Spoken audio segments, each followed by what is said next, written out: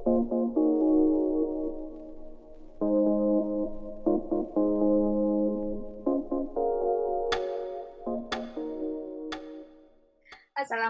warahmatullahi wabarakatuh. Perkenalkan kami dari kelompok 7. Sebelumnya, kami ingin mengucapkan terima kasih kepada Bapak Sparta selaku dosen pengampu kami di mata kuliah Lab Akuntansi Keuangan Menengah 1. Di sini kami akan menjelaskan beberapa soal dari chapter 5, yaitu Statement of Financial Position and Statement of Cash Flow. Untuk sebelumnya, kami ingin memperkenalkan diri dulu. Saya Herunisa Snanda dengan NIM 2022 12 11 030. Perkenalkan, nama saya Faizal Dira dengan NIM 2022 12 11 026. Dan saya Gue Faralino dengan NIM 2021 12 11 006. Untuk soal E5.10 akan dijelaskan oleh Faiza dan Hairunisa.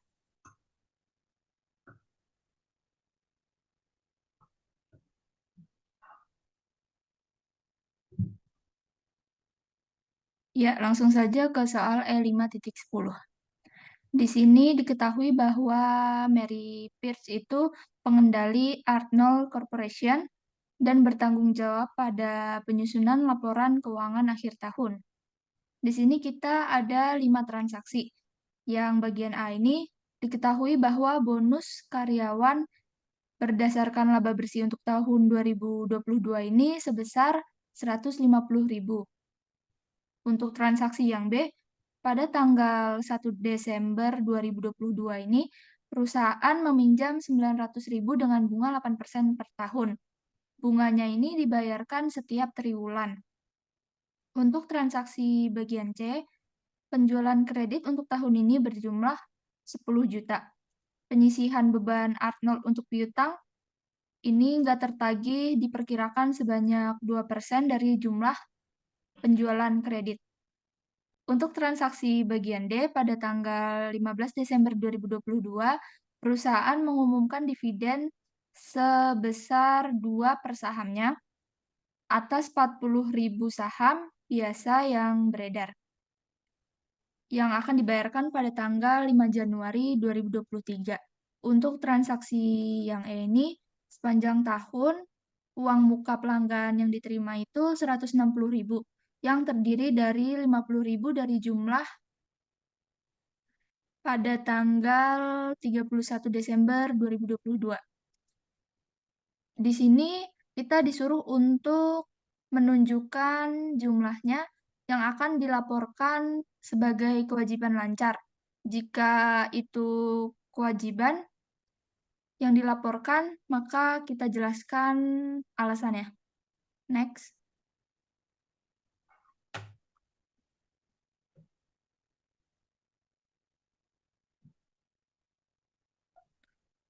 Untuk yang A ini jumlah kewajiban lancarnya itu 150.000. Kenapa? Karena estimasi bonus harus diakui. Karena ini kan biayanya udah dikeluarin sebagai bonus yang didasarkan pada laba bersih tahun ini. Jadi diakui sebagai kewajiban lancar. Untuk transaksi yang B ini, jumlah kewajiban lancarnya itu 6.000. Dapat dari mana? Dari 900.000 dikali 8% dikali 1 per 12. Kenapa yang B ini diakui sebagai kewajiban lancar? Karena hutang bunga atau interest ini merupakan kewajiban lancar yang sudah terhutang pada akhir 2023 pada bulan Februari.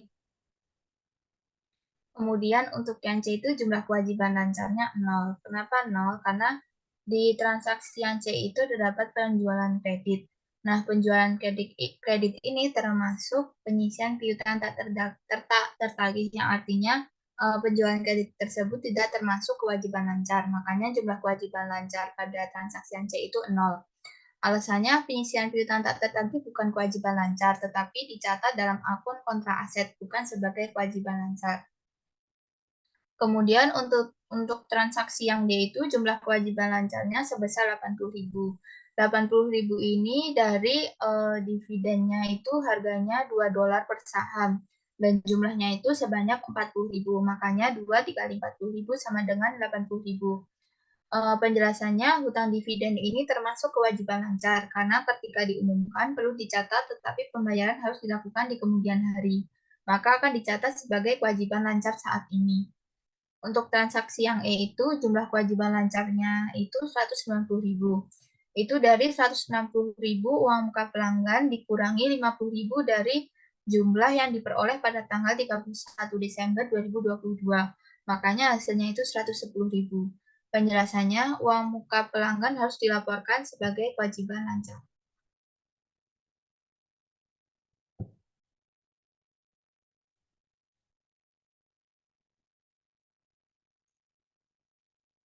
Kemudian pada soal E5.17 di sini itu ada penyusunan laporan arus kas dan laporan posisi keuangan. Pada soal ini terdapat laporan posisi keuangan perusahaan Cekov pada akhir tahun 2021 mencakup beberapa item seperti tanah sejumlah 30.000, kemudian bangunan 120.000, kemudian peralatan 90.000, kemudian akumulasi penyusutan bangunan sebesar 30.000, akumulasi penyusutan peralatan sebesar 11.000. Kemudian ada peton sebesar 40.000, kemudian aset lancar sebesar 235.000, maka totalnya itu 474.000. Kemudian terdapat hutang obligasi sebesar 100.000, ada kewajiban lancar sebesar 150.000, kemudian ada saham biasa itu sebesar 180.000, ada laba ditahan sebesar 44.000, maka totalnya 474.000. Kemudian pada soal ini terdapat beberapa informasi tambahan yang tersedia pada tahun 2022. Yang pertama itu ada laba bersih sebesar 55.000. Kemudian ada peralatan dengan harga 20.000 dan akumulasi penyusutannya itu sebesar 8.000 dan dijual dengan harga 9.000. Untuk yang nomor 3 ada beban penyusutan sebesar 4.000 pada bangunan dan 9.000 pada peralatan. Untuk yang nomor 4 terdapat amortisasi patent sebesar 2.500.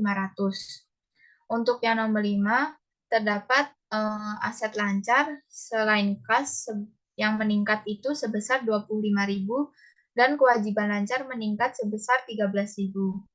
Kemudian ada tambahan bangunan yang telah diselesaikan sebesar 27.000. Kemudian ada investasi jangka panjang dalam surat utang dibeli seharga 16.000. Kemudian ada hutang obligasi sebesar 50.000 yang telah diterbitkan. Kemudian ada dividen tunai sebesar 25.000 yang telah diumumkan dan dibayar. Terus ada saham treasury yang dibeli dengan harga 11.000.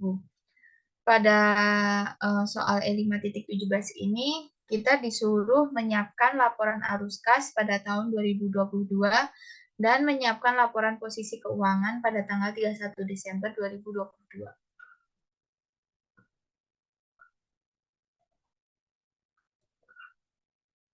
Untuk laporan arus kas pada tahun 2022 ini ada cash flow operating activity. Ini terdiri dari net income sebesar 55.000. Itu dari soal. Kemudian ada adjustment to reconcile net income to net cash profit by operating activity. Ini terdiri dari depreciation expense yang di data soal kan ada jumlahnya 9.000 ditambah 4.000, maka hasilnya itu 13.000. Kemudian ada patent amortization sebesar 2.500 itu juga dari soal. Kemudian ada loss on sale of equipment itu 9.000. 9.000 ini itu harga jualnya, kemudian dikurangi hasil dari harga mulanya 20.000 dikurangi akumulasinya. Makanya loss on sale of equipment-nya itu sebesar 3.000. Kemudian ada kenaikan pada aset lancar sebesar 25.000 dan kenaikan pada kewajiban lancar itu sebesar 13.000. Makanya hasilnya itu 6.500. Kemudian net cash profit by operating activity itu sebesar 61.500. Hasil dari net income ditambah hasil 6.500, makanya itu 61.500. Kemudian ada cash flow from investing activity. Ini ada sale of equipment 9.000 itu dari soal. Kemudian ditambah ada bangunan sebesar 27.000 itu juga dari soal. Kemudian ada pembayaran investasi sebesar 16.000 itu dari soal juga. Makanya hasilnya itu 34.000. Minus 34.000 itu net cash used by investing activity.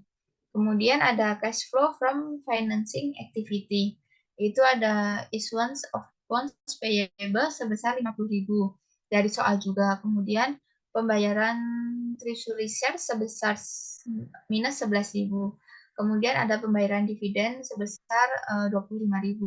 Makanya net cash provided by financing activity itu sebesar 14.000. Untuk net interest in cash-nya itu hasilnya itu 41.500 dari yang operating activity dikurangi yang investing activity ditambah yang financing activity, maka hasilnya itu 41.500. Net interest-nya 41.500, cash pada awal periode tidak diketahui, makanya 0. Kemudian cash di akhir periode sebesar 41.500.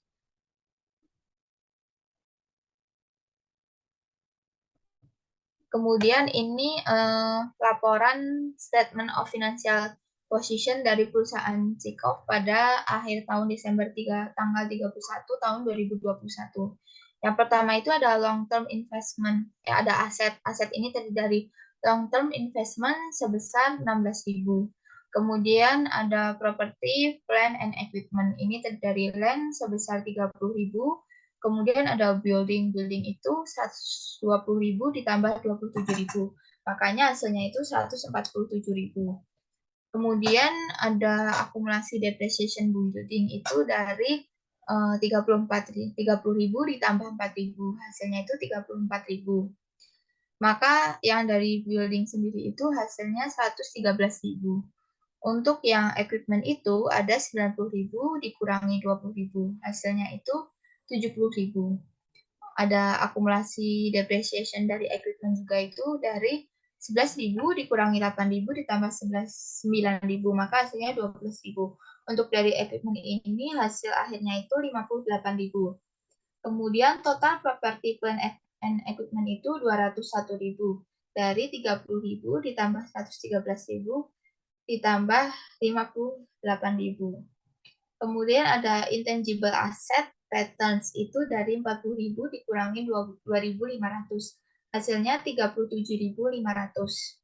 Kemudian ada current asset sebesar 235.000 ditambah 25.000 ditambah 41.500, hasilnya 301.500. Makanya total asetnya itu 556.000. Dijumlah semua dari 16.000 ditambah 201.000 ditambah 37.500 ditambah 301.500. Kemudian equity and liability. Yang pertama itu ada equity. Equity ini terdiri dari share capital ordinary sebesar 180.000. Kemudian ada return earning 44.000 ditambah 55.000 dikurangi 25.000. Itu hasilnya 74.000. Makanya totalnya itu 254.000. Dikurangi ada pembayaran dari treasury share sebesar 11.000. Makanya total equity-nya itu menjadi 243.000. Kemudian ada non-current liability, itu ada bonds payable 100.000 ditambah 50.000, hasilnya 150.000. Kemudian ada current liability atau kewajiban lancar 150.000 ditambah 13.000, hasilnya 163.000. Makanya total liability-nya itu 313.000 dari hasil bonds payable ditambah current liability. Untuk total equity and liability itu 556.000. Dari total equity-nya kan 243.000. Ditambah total liability-nya 313.000. Makanya hasilnya 556.000. Total aset sama total equity and liability sudah balance sebesar 556.000.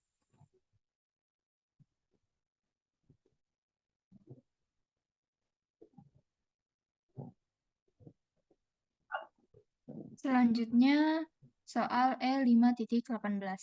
Di sini diketahui perbandingan pada laporan posisi keuangan perusahaan manajemen NV pada akhir tahun 2022 dan awal tahun 2022. Diketahui asetnya terdiri dari equipment pada awal tahun itu 2022 yaitu sebesar 22.000. Sedangkan pada akhir tahun 2022 sebesar 37.000. Artinya dia naik sebanyak 15.000. Kemudian ada akumulasi penyusutan equipment pada awal tahun itu 11.000, sedangkan pada akhir tahun 17.000. Artinya dia naik 6.000. Untuk piutang usaha, awal tahun 88.000, akhir tahun 106.000. Artinya dia naik sebanyak 18.000. Untuk cash, awal tahun 13.000, untuk akhir tahun 22.000. Artinya dia naik sebanyak 9.000. Untuk total asetnya ini, awal tahun sebanyak 112.000, untuk akhir tahun sebanyak 148.000. Selanjutnya ada equity dan liability. Untuk share capital ordinary-nya ini awal tahun sebesar 80.000, akhir tahun sebesar 100.000. Artinya dia naik sebanyak 20.000. Untuk laba ditahannya ini awal tahun sebesar 17.000, untuk akhir tahun 28.000. Artinya dia naik sebanyak 11.000 dan untuk akun piutangnya ini awal tahun 15.000, akhir tahun 20.000, yang berarti dia naik sebanyak 5.000. Untuk total equity dan liability, awal tahun sebanyak 112.000, untuk akhir tahun sebanyak 148.000. Diketahui juga bahwa net income-nya sebesar 34.000 yang dilaporkan, dan dividen yang dibayarkan itu 23.000. Peralatan baru itu kita beli tapi tidak ada yang dijual. Di sini kita disuruh untuk menyiapkan laporan arus kas pada tahun 2022. Dan yang bagian B ini kita disuruh untuk menghitung current ratio pada 1 Januari 2022 dan 31 Desember 2022. Selanjutnya kita juga disuruh untuk menghitung free cash flow-nya pada akhir tahun 2022. Dan yang bagian C ini kita disuruh untuk mengomentari mengenai likuiditas dan fleksibilitas keuangan pada perusahaan ini. Next.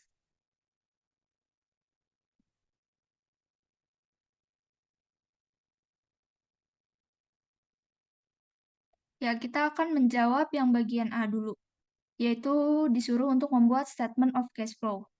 Yang pertama kita buat cash flow from operating activities. Net income-nya diketahui 34.000. Selanjutnya adjustment to reconcile net income to net cash profit by operating activities itu terdiri dari depreciation expense sebanyak 6.000. Dan account receivable-nya ini naik, jadinya dikurang. Naiknya ini sebanyak 18.000. Selanjutnya, increase di account payable. Increase-nya ini account payable sebesar 5.000. Langsung saja kita jumlahkan, 6.000 ditambah 18.000 ditambah 5.000, hasilnya minus 7.000. Selanjutnya kita jumlahkan dari net income dengan adjustment to reconcile net income-nya ini, jadi net cash profit by operating activities dengan jumlah 27.000. Itu dapat dari 34.000 dikurangi 7.000. Selanjutnya ada cash flow from investing activities. Itu ada purchase equipment sebanyak 15.000. Karena membeli jadinya dikurang. Jadi net cash used by investing activities. Mohon maaf, ini ada kesalahan penulisan. Sebesar minus 15.000. Selanjutnya ada cash flow from financing activities. Itu issuance of ordinary share sebanyak 20.000 dan payment of dividend sebesar 23.000. Jadi net cash profit by investing activities ini minus 3.000. Dan ini juga seharusnya net cash used by investing activities. Jadi net increase in cash-nya ini sebanyak 9.000. Ini dapat dari mana? Dari tabel tadi, dan juga bisa kita hitung dari net cash profit by operating activities kan 27.000, net cash used by investing activities ini kan minus 15.000, net cash used by financing activities ini kan minus 3.000. Jadi jumlahnya kalau dijumlahin dari ketiga ini hasilnya juga sama 9.000, dan cash at beginning of period itu 13.000. Jadi cash at end of period itu 22.000. 22.000 ini dapat dari 9.000 ditambah 13.000. Next.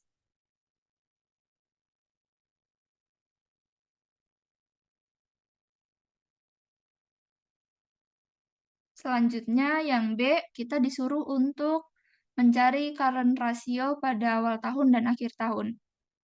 Rumusnya itu current asset dibagi current liabilities. Untuk awal tahunnya itu current assetnya ada 88.000 ditambah 13.000. Terus untuk current liabilities-nya 15.000, jadi kalau di total hasilnya 6,73. Karena current ratio ini lambangnya itu banding 1. Untuk Desember tanggal 31/2022 atau akhir tahun ini karena asetnya ada 106.000 ditambah 22.000 dan current liabilities-nya ada 20.000. Jadi kalau dibagiin hasilnya 6,4 banding 1. Selanjutnya kita disuruh untuk mencari free cash flow. Rumusnya itu net cash profit by operating activities dikurangi capital expenditure dikurangi cash dividend. Jadi yang kita dapat itu net cash profit-nya itu kan ada 21.000, capital expenditure-nya 0, dan cash dividend-nya itu 23.000. Itu dapat dari soal. Jadi 21.000 dikurangi 0 dikurangi 23.000 hasilnya minus 2.000.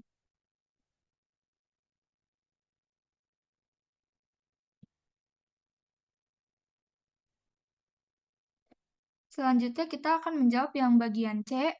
Ini kita disuruh untuk mengomentari mengenai likuiditas dan fleksibilitas keuangan pada perusahaan ini. Jadi perhitungan ini tuh menunjukkan bahwa perusahaan ini tuh memiliki kas bersih yang positif dan substansial yang diperoleh dari operasi kegiatan sebesar 21.000, dan laporan arus kas perusahaan ini tuh melaporkan dia membeli peralatan sebesar 15.000. Perusahaan ini tuh memiliki lebih dari arus kas yang cukup untuk menambah likuiditasnya. Jika perusahaan ini menemukan investasi tambahan juga, itu dapat menguntungkan dengan meningkatkan pengeluarannya tanpa membahayakan dividen atau belanja dasar modal. Dan juga perusahaan ini tuh mempunyai fleksibilitas finansial yang kuat, dapat memanfaatkan investasi menguntungkan bahkan di masa-masa sulitnya dia. Selain itu, fleksibilitas keuangan yang kuat ini membebaskan perusahaan dari kekhawatiran akan kelangsungan hidup di masa perekonomian yang buruk. Dan juga faktanya itu yang memiliki fleksibilitas kuat itu sering punya nasib yang lebih baik di negara dengan perekonomian yang buruk karena dapat mengambil peluang yang tidak dimanfaatkan oleh perusahaan lain.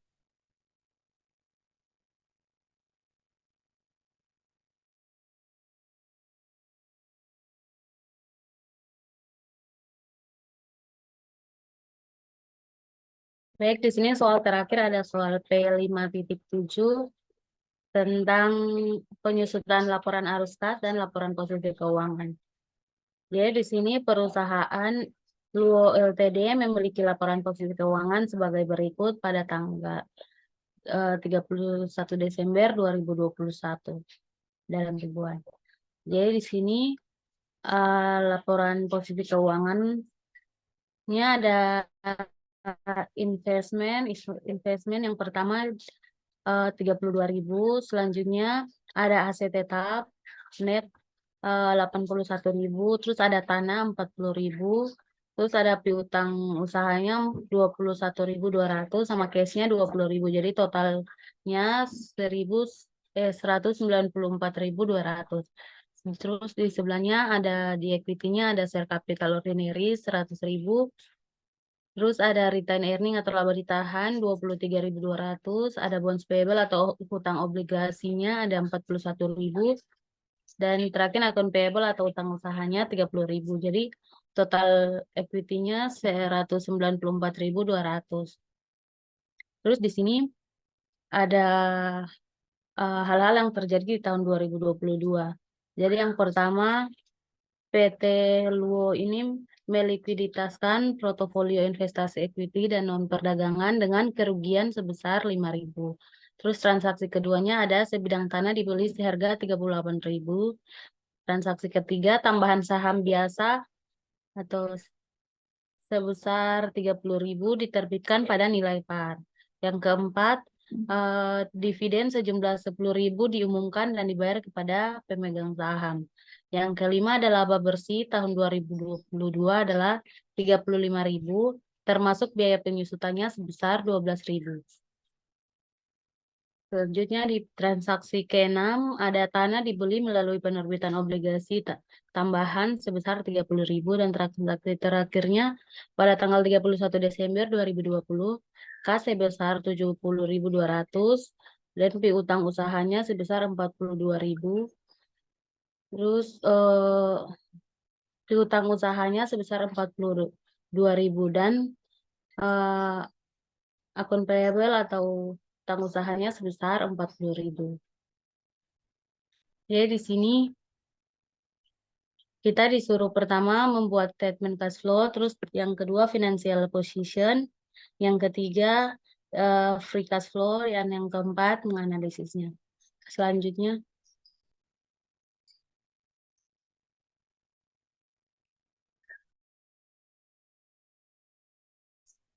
jadi jawabannya yang bagian A, statement of cash flow, dimulai dari cash flow for operating activity. Di sini net income-nya 35.000. Terus selanjutnya ada adjustment to reconciliation net income to net profit by operating activity. Ada beberapa akun. Yang pertama depreciation expense senilai 12.000, loss on sale of investment 5.000, increase in account payable by 10.000, dan increase in trend receivable-nya min 20.800. Jadi the adjustment to reconciliation net income-nya dijumlahkan semua, hasilnya 6.200. Jadi net cash profit by operating activity-nya net income dijumlahkan dengan adjustment to reconciliasinya. Jadi 35.000 ditambah 6.200 hasilnya 41.200. Selanjutnya ada cash flow for investing activity. Jadi yang pertama ada investment sales sebesar 27.000, terus ada land purchase-nya sebesar karena membeli jadi min 38.000. Jadi net cash used by investing activity-nya negatif 11.000. Selanjutnya ada cash flow from financing activity. Pertama ada issuance of ordinary share-nya ada 30.000.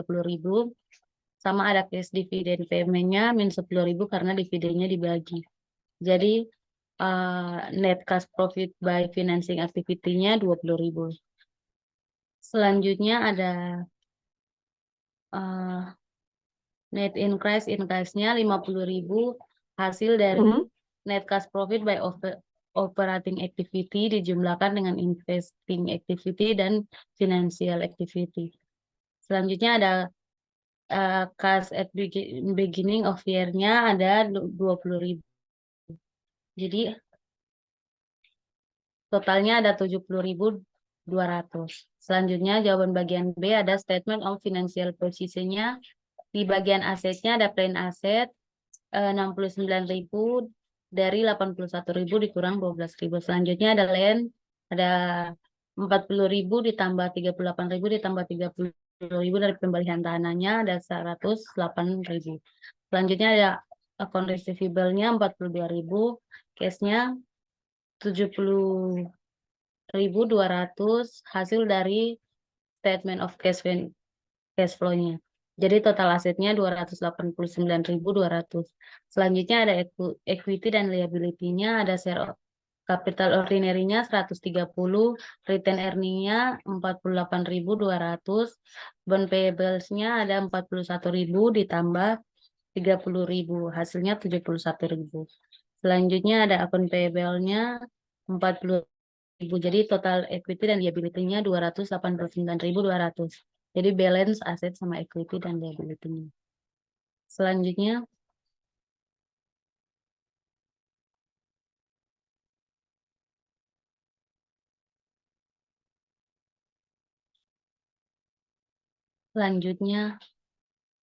jawaban C-nya untuk free cash flow analisisnya ada net cash provide by operating income yang tadi 41.200 dikurangi dengan capital expenditure-nya karena 38.000-nya di negatif, sedangkan dividen dikurangi lagi dengan dividennya 10.000.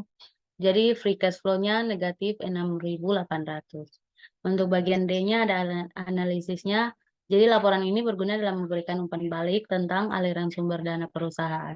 Informasi ini akan membantu pengguna untuk memprediksi arus kas ke masa depan yang lebih akurat. Selain itu, beberapa individu telah menyatakan keprihatinannya tentang kualitas pendapat karena pengukuran pendapat tergantung pada sejumlah akrual dan perkiraan yang mungkin agak sulit objektif. Akibatnya, semakin tinggi rasio kas yang disediakan oleh aktivitas operasi terhadap laba bersih, maka semakin nyaman sebagai pengguna dalam kendala pendapat perusahaan maupun pengeluaran modalnya. Dari arus kas dan aktivitas operasi hutang kas lancar rasio, baik karena arus kas dari aktivitas operasi cukup untuk memenuhi kewajiban-kewajiban lancar.